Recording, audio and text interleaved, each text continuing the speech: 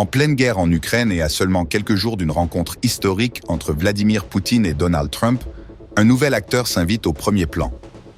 La Corée du Nord, Kim Jong-un vient d'affirmer que son pays soutiendra pleinement toutes les mesures prises par la Russie. Un message direct, presque sans ambiguïté, envoyé après un échange téléphonique avec Vladimir Poutine, et qui soulève immédiatement une question.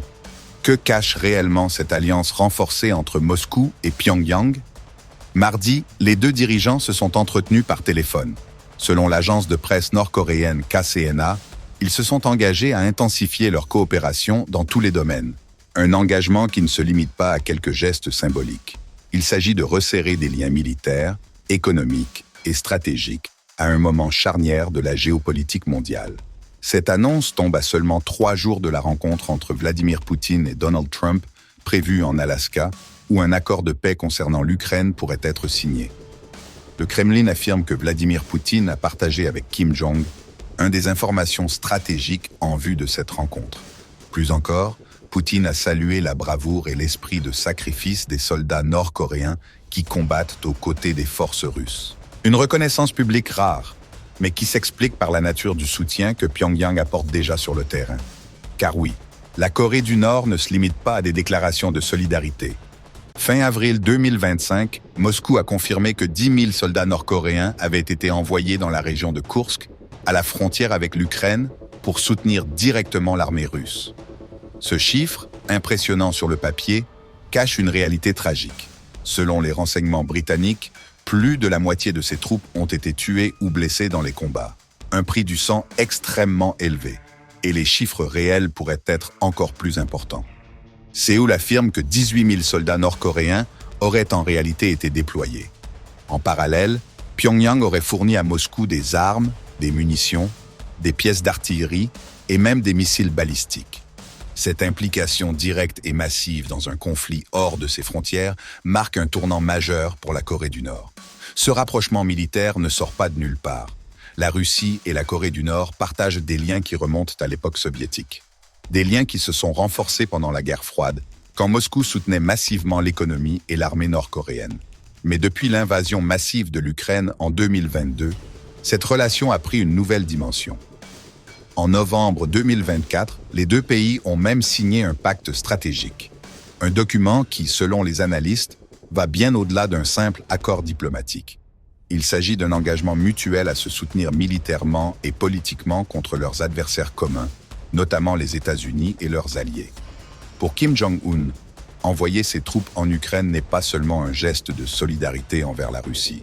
C'est aussi une occasion unique de donner à son armée une expérience de combat moderne, après des décennies sans participation à un conflit majeur.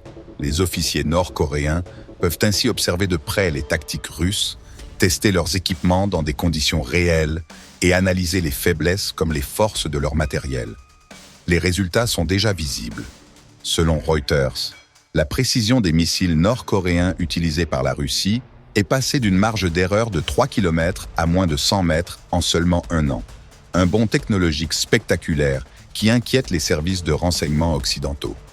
Si vous voulez continuer à suivre ces évolutions stratégiques et comprendre les enjeux cachés derrière les gros titres, abonnez-vous dès maintenant pour ne rien manquer des prochains développements. Mais le soutien de Pyongyang à Moscou ne s'arrête pas au champ de bataille. Il s'étend aussi au domaine économique. Une enquête de la BBC révèle que plus de 10 000 travailleurs nord-coréens ont été envoyés en Russie en 2024 pour pallier la pénurie de main-d'œuvre, conséquence des sanctions internationales et de la mobilisation partielle décrétée par le Kremlin. Et ce n'est qu'un début. 50 000 autres travailleurs sont attendus cette année. Derrière ces chiffres, il y a une réalité bien plus sombre. Les témoignages décrivent des conditions de travail épuisantes, parfois proches de l'esclavage moderne, journées de plus de 18 heures, logements précaires directement sur les chantiers, surveillance constante par des agents nord-coréens, confiscation des passeports et seulement 2 jours de repos par an. L'argent qu'ils gagnent ne leur revient presque pas. La majeure partie est reversée au régime de Pyongyang, qui l'utilise pour financer ses programmes militaires. Tout cela se produit alors que les alliés de l'Ukraine multiplient les consultations en vue du sommet Trump-Poutine. Un sommet qui pourrait marquer un tournant historique dans le conflit, voire redessiner les équilibres de pouvoir dans le monde. Mais dans les coulisses, la présence grandissante de la Corée du Nord aux côtés de la Russie pourrait bien compliquer toute tentative de compromis. L'alliance entre Poutine et Kim Jong n'est pas seulement une entente de circonstances. C'est un partenariat stratégique qui s'étend sur le long terme, combinant ressources humaines, coopération militaire et soutien politique. Une alliance qui s'affiche désormais comme un axe de résistance face à l'Occident et qui pourrait influencer non seulement l'issue de la guerre en Ukraine, mais aussi la stabilité en Asie et dans le Pacifique. À la veille d'une rencontre cruciale pour l'avenir de l'Ukraine, Moscou et Pyongyang envoient un message clair. Leur front est uni, leurs objectifs alignés et leur volonté de résister aux pressions internationales intactes. Entre diplomatie de guerre, échanges technologiques et calculs géopolitiques, le duo Poutine-Kim Jong est désormais un acteur central du nouvel échiquier mondial. La question est désormais de savoir si Washington et ses alliés sauront répondre à cette alliance grandissante, ou s'ils seront contraints de négocier avec elle. Abonnez-vous pour rester informé, car les prochains mois pourraient changer radicalement le cours de cette crise mondiale.